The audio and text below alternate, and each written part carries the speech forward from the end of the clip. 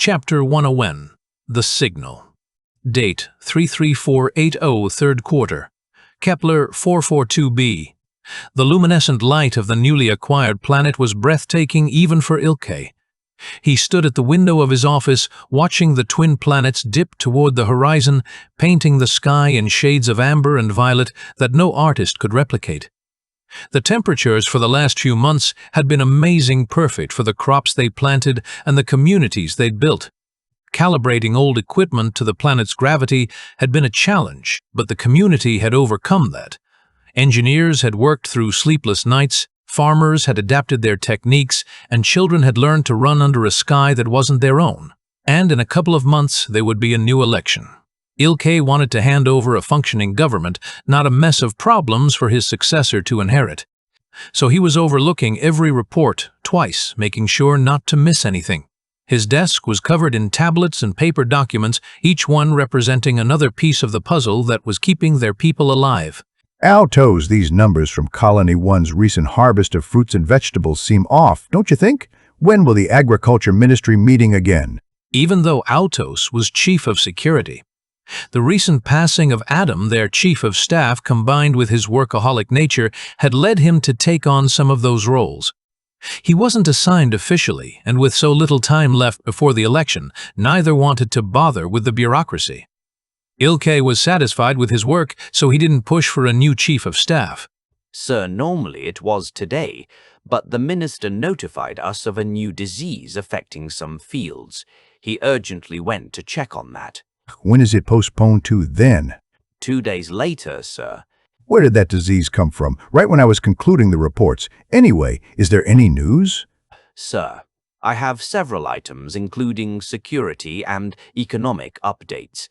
The hasty knocking on the door interrupted their conversation. What is it now? Enter. The door opened and Allison Strovan only, son of Ilke, entered. His face was flushed from running and he clutched something small in his hand. Ali didn't. I tell you not to bother me during office work. What is it this time? Father, an intergalactic courier, delivered this memory socket and said it was for Ilke's eyes only. Ilke's eyebrows rose. Their local internet wasn't connected to the intergalactic web. Too many rogue AIs and unimaginable horrors from far-fringe experiments circulated out there. Their local communication web had been going strong for more than 1,000 years, sustained purely by their own contributions. So when someone from outside their planet wanted to communicate, they had to send news via courier. Who is the sender? Allison gulped. Gates of Entertainment. His face showed both hope and fear. Fear of news of death and hope of his son finally getting out. If they opened the gates, they wouldn't just send a memory stick, right? Give me that. Let's see what they're saying. Allison passed the key to Altos. Altos gestured for the other personnel to leave the room, waiting until the door clicked shut before he carefully placed the stick into the nearest computer. He opened the media on a holographic screen. It was the game designer. His whole look had changed. Now he wore a blue afro that seemed to defy gravity. His eyes were different colors, one green and one purple, and his yellow beard wasn't fitting the screen properly. The eccentricity had grown worse since their last meeting. The game designer had a different look of craziness now. The craziness of someone who had lived far longer than nature intended. Over 1,200 years of existence had carved strange patterns into his mind. Hello, Mr. Strovan. I don't know how to start. Start with, we located Realmforge's place. Yeah, don't cut me. This video will delete itself after first watch, by the way. I don't want this circulating on the internet. Since it's you, I'm notifying you directly. Your threats must have worked on him, Dad. I don't think they did. It was just an empty emotional threat. Aris or Velis, is your other grandson right? Or someone like that. We can't access your planet's database.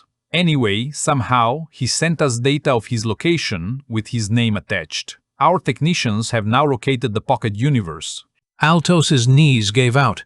He kneeled to the floor, sighing with relief, his eyes watering. Oris, he's alive. Ilke also sighed with relief and put his hand on Altos's back, gripping his shoulder firmly. 4 years of not knowing, 4 years of hoping against hope. This doesn't mean we can open the gates and take players back, but it also doesn't mean we're completely useless. In order to talk further and strategize, I wanted to speak with you. If we're going to open the gates, we need inside help, and your grandson seems most capable. Please come to our planet once again. He stopped, and with a flare of emotions that seemed almost genuine, added, Without a gun, please.